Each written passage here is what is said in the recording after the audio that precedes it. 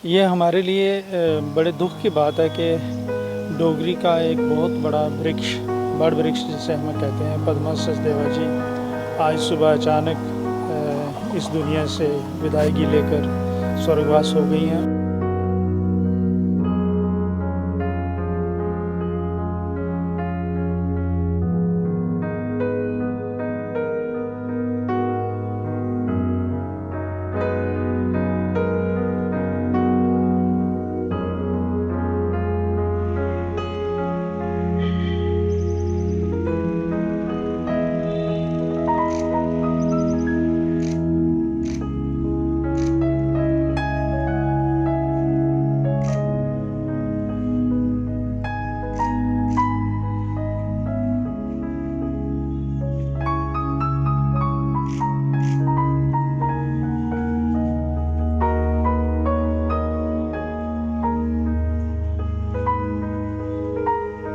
ये हमारे लिए बड़े दुख की बात है कि डोगरी का एक बहुत बड़ा वृक्ष, बड़ वृक्ष जिसे हम कहते हैं, पद्मा सचदेवा जी आज सुबह अचानक इस दुनिया से विदायगी लेकर स्वर्गवास हो गई हैं। और ज़िंदगी के 8 दशक पूरे करने के बाद और इन 8 दशकों में मुझे नहीं लगता कि कोई भी ऐसा श्वास, कोई भी ऐसा पल होगा जिसमें उन्होंने डोगरी साहित्य के बारे में, ख़ासकर डोगरी लिटरेचर के बारे में और डोगरा समाज के बारे में जो उन्होंने ना सोचा हो या उसके लिए कोशिश ना की हो।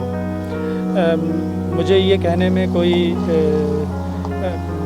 आपत्ति नहीं है कि अगर मैं ये कहूँ कि डोगरी को ग्लोबल लेवल पर दुनिया में जो पहचान पद्मा जी ने दिलवाई अपनी पोइट्री की माध्यम से, जब भी कभी उनसे मिलना तो उन्होंने सभी लोगों को कहना कि हम अपनी मातृभाषा की महत्व को पहचानें। डोगरा संस्कृति के लिए 8th शेड्यूल में जब डोगरी को लाने की बात चली, उस मुहिम में वो सिरमौर रही और उनकी बहुत ज़्यादा कंट्रीब्यूशन रही है।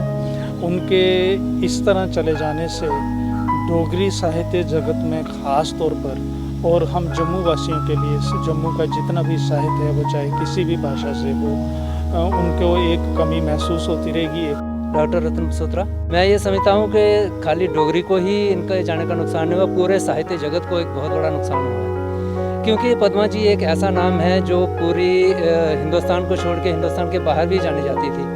पद्मा जी ने डोगरी में कविता लिखना तब शुरू किया जब एक लड़की घर से बाहर नहीं निकलती थी। 1940 में जन्मी पद्मा सचदेव जब 10 साल की थी तो उन्होंने कविता लिखना शुरू कर दिया था। और आप जो मान के चलोगे जब 1950 में कोई लड़की कविता लेके और मुशायरों में जाए और कवियों में बैठे तो उस वक्त पद्मा जी की हिम्मत थी जो ऐसा काम करती थी।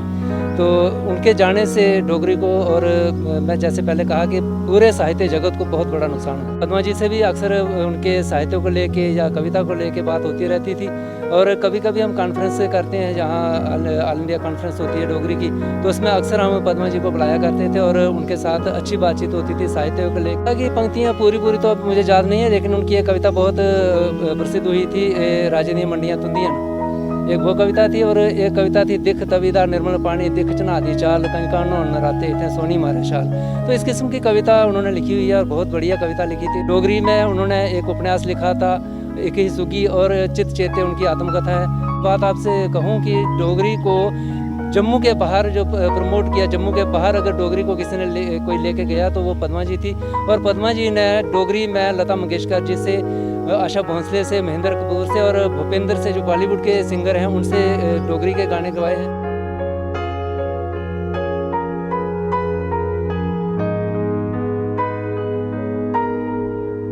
मेरा नाम यशपाल निर्मल है।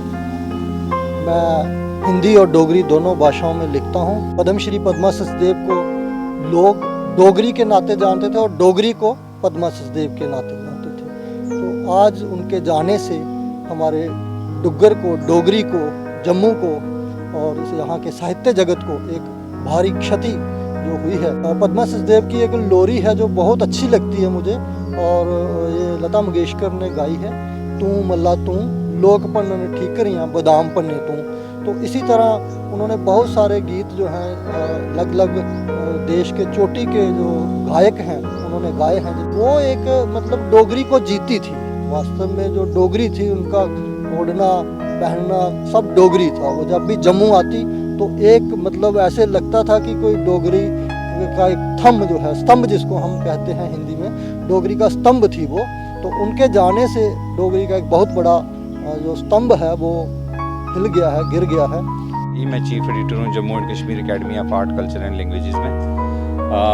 पद्मा सचदेव जी का जाना एक खला पैदा हुआ है डोगरी ज़ुबान और अदब में, और ये नहीं है पूरे जम्मू कश्मीर के अंदर जो लोग लिखने वाले हैं पद्मा जी के नाम से भली भांति वाक़फ़ हैं। और ये पद्मा जी का ही एक जादू था कि डोगरी में लता मंगेशकर ने गीत गाए और डोगरी को इनरिच किया।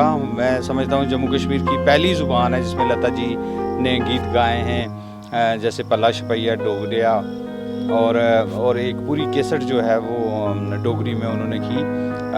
और ये खुशकिस्मती की बात थी कि पद्मा जी जैसी एक दिल से प्यार करने वाली डोगरी के साथ वो जो हैं वो उस डोगरी के साथ जुड़ी, और उनकी वजह से जो है ना डोगरी को बहुत फ़ायदा हुआ। आज उनके जाने पे हमें बहुत दुख है।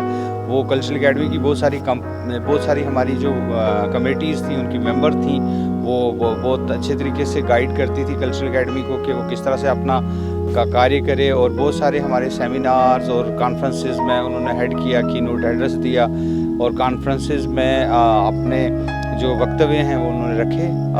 उनके जाने का बहुत दुख है। सब जो राइटर बरादरी है, जो कल्चरल एकेडमी के हम लोग हैं, सबको बहुत दुख हुआ है उनके जाने का।